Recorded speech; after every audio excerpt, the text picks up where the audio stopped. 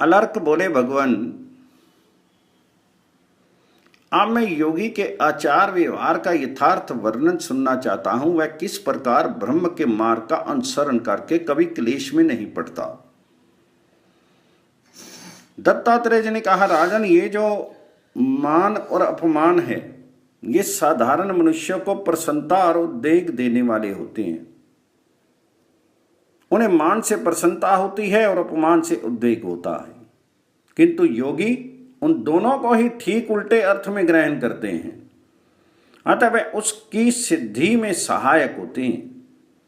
योगी के लिए मान और अपमान को विष एवं अमृत के रूप में बताया गया है। इसमें अपमान तो अमृत है और मान भयंकर विष।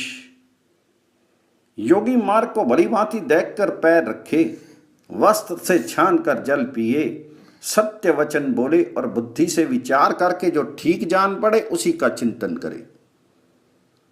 योगवेता पुरुष आतिथ्य, श्राद्ध, यज्ञ, देवी यात्रा तथा उत्सव में ना जाए। कार्य की सिद्धि के लिए किसी बड़े आदमी के यहां भी कभी नहीं जाए। जब गृहस्थ के यहां रसोई पर से धुआं ना निकलता हो, आज आग बुझ गई हो और घर के सब लोग खा पी चुके हों, उस समय योगी भिक्षा के लिए जाए, परंतु प्रतिदिन एक ही घर पर ना जाए।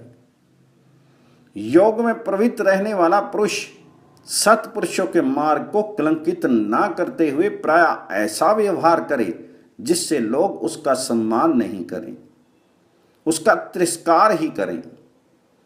वे गृहस्थों के यहां से तथा घूमते फिरते रहने वाले लोगों के घरों से भिक्षा ग्रहण करे।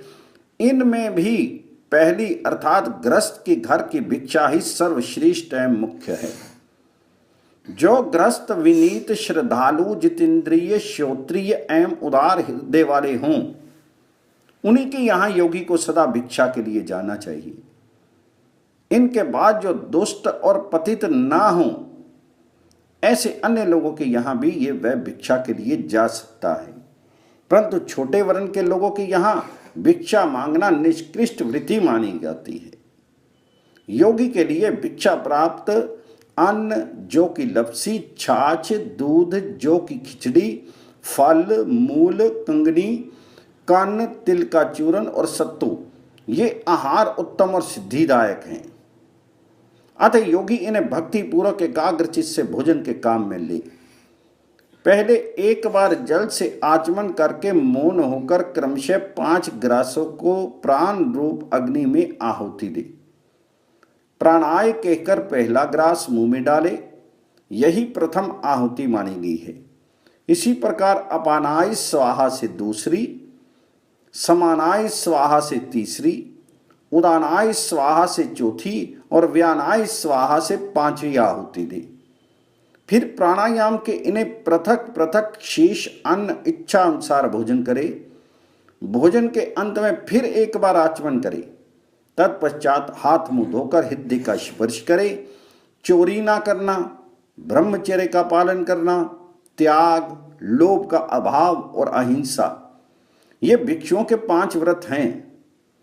क्रोध का अभाव, गुरु की सेवा, पवित्रता, हल्का भोजन और प्रतिदिन स्वाध्याय, ये 5 उनके नियम बताए गए हैं।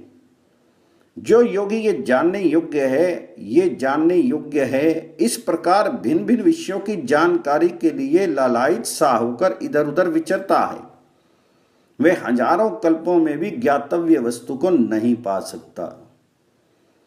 आसक्ति का त्याग करके, क्रोध को जीत करके, स्वल्पहारी होकर, जितेंद्रिय होकर, बुद्धि से इंद्रिय द्वारों को रोककर मन को ध्यान में लगावे। योग युक्त रहने वाला योगी सदा एकांत स्थानों में, गुफाओं और वनों में भली भांति ध्यान करे। वागदंड, कर्मदंड और मनोदंड, ये 3 दंड जिसके अधीन हों, वही महीपति त्रिदंडी है। राजन, जिसकी दृष्टि में सत्य असत्य तथा गुण अवगुण रूप ये समस्त जगत आत्म स्वरूप हो गया है, उस योगी के लिए कौन प्रिय है कौन अप्रिय है? जिसकी बुद्धि शुद्ध है, जो मिट्टी के ढेले और सन को समान समझता है। सब प्राणियों के प्रति जिसका समान भाव है वे एकाग्रचित्त योगी उस सनातन अविनाशी परम पद को प्राप्त होकर फिर इस संसार में जन्म नहीं लेता है। वेदों से संपूर्ण यज्ञ कर्म श्रेष्ठ है। यज्ञों से जप श्रेष्ठ है, जप से ज्ञान मार्ग श्रेष्ठ है और उससे आसक्ति एवं राग से रहित ध्यान श्रेष्ठ है। ऐसे ध्यान के प्राप्त हो जाने पर सनातन ब्रह्म की उपलब्धि होती है। जो एकाग्रचित्त ब्रह्मपरायण प्रमाद रहित पवित्र एकांत प्रेमी और जितेंद्रिय होता है वही महात्मा इस योग को पाता है और फिर अपने उस योग से ही वह मोक्ष को प्राप्त कर लेता है।